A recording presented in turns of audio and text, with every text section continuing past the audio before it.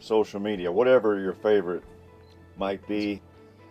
And if you do, you're going to, or have already seen the narrative that the SEC is overrated. You've heard that. I know you have, because I've seen it. And that's a narrative that people pick up and becomes true. How can the SEC be overrated? Everybody in the Big 12 thinks the SEC is overrated. Everybody in the Big 10 thinks the SEC is overrated. I'd say they have 7, 8 really good teams I would put into a playoff if I was concerned about finding the true best team. But that's not what the playoffs are. The playoffs are a television show, so it doesn't matter how I think. Narratives will always win, because narratives are easy. I'm not even going to try to argue the narrative that the SEC is overrated. It's not. Vanderbilt has not been treated as nice to the polls as Notre Dame. They have a better record and probably much better strength of schedule. But they don't get any credit for their quality loss to Texas. Notre Dame's only accomplishment is 2 quality losses. That's it. But they're ranked number 10. So a narrative that the SEC is overrated doesn't carry much weight when you see that's not true.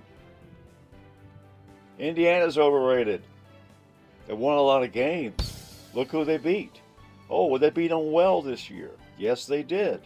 What does that tell you? Not much. Not enough. It doesn't tell you enough to say that's the number 2 team in the country. How many top 5 teams have they beaten? I don't think they've ever beaten one. And they sure haven't done it with Kirk Cignetti. And they probably won't. But to win a national title, they'll have to beat at least 1 or 2 or maybe 3. They've never done it in their history, but you call them number 2 if you want. You call Ohio State number 1 because they're defending champion. Can't really argue, but it is arguable that they're number 1. It's not a lock. It's against Texas. They won by a touchdown.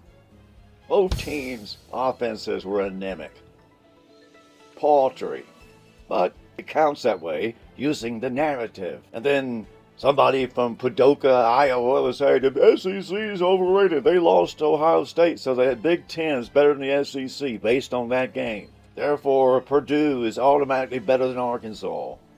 That's the narrative. But you're also overrated, SEC. That's the narrative. The SEC is not overrated, it's underrated, and just like everything in the media for the past long time, whatever the narrative is, the truth is probably close to the opposite of the narrative, almost always. The narrative is the SEC is overrated, then the truth is it's underrated. So we're on the right track. We may not be running down a rabbit hole just yet. Anyway, nothing wrong with a few rabbit holes you get to explore. Sometimes you run down a rabbit hole, it is a dead end. Saying the SEC is overrated is a rabbit hole that has a dead end. I just showed you the end of that argument. So if the SEC is underrated, who should the top 20, top 12 really be? That would change everything, wouldn't it? Where would you put in Indiana based on what they've actually done? If that was something that you had to demonstrate, hey, we've done something. We beat, in the last year, we beat 3 top 5 teams, and they ended up in the season top 5. That's what a playoff is supposed to give you.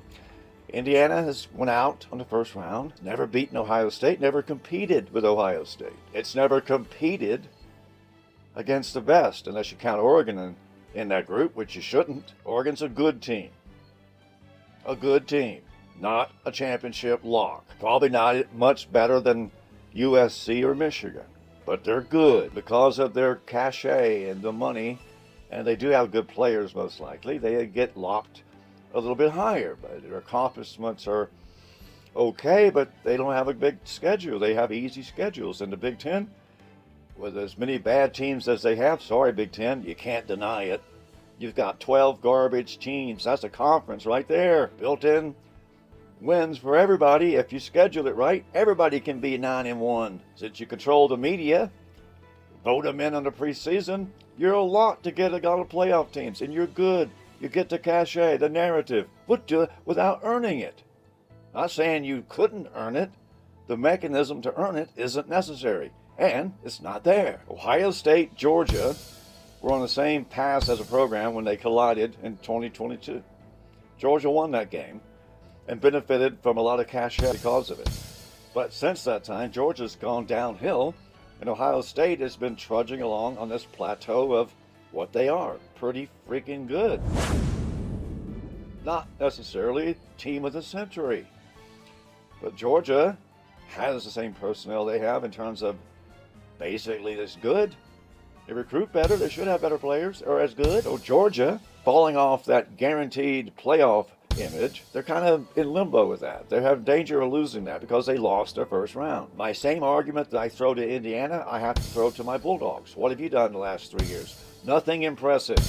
Nothing. Relatively speaking, you've done very little to impress anybody. You won the SEC last year, but there were 6 teams that should have won it before you. Somehow things turned out and you got the game. And you won the game. Great. So you won the SEC. That's a good thing to do. But normally a team that wins the SEC is the best team in the conference, and Georgia wasn't. And that's the whole problem with Georgia. They really aren't the best team. They aren't keeping up with Ohio State. Now they got to go play Texas. We should know we win that game. We don't. There's all kinds of factors. Go back to the narratives. I had a narrative that I stated that the SEC gets what it wants. What's good for the SEC is good for football. It ain't wrong a lot. So what's good for the SEC? Why wouldn't you ask that question before you plunk down on a bet? The games are going to be rigged. You need to know how they rig it instead of acting like it's impossible. So there you go. The SEC would probably have a stronger playoff profile if Texas stays in it, and they can by beating Georgia or Texas A&M, and Georgia can stay in. I wouldn't touch that game with your money. But forget all that. Who should win the game? Georgia should win the game. How many times does that really happen? I mean, not just Georgia games. How many times does a team that should win the game actually win the game? This time of year, not a lot. Penn State almost beat Indiana. They really did beat them, but they give it back to them. Indiana didn't really take advantage of a chance to at least prove they were that much better than Penn State before they fell off the map. Coming in, the Big Ten pecking order would have been Ohio State, Indiana, Penn State, and some other school. But Indiana, again, regular season, hasn't shown anybody anything. It's not a knock on them. Their games are not compelling enough to find out anything about them. Hopefully, we will see them demonstrate they're really good. It's possible they really are. It's not fair to Indiana to not be able to show that dramatically and without doubt. People like me get to doubt it because I go, wait a minute, you haven't done anything at all. Most teams don't get to play 10 Big Ten dregs. They just don't.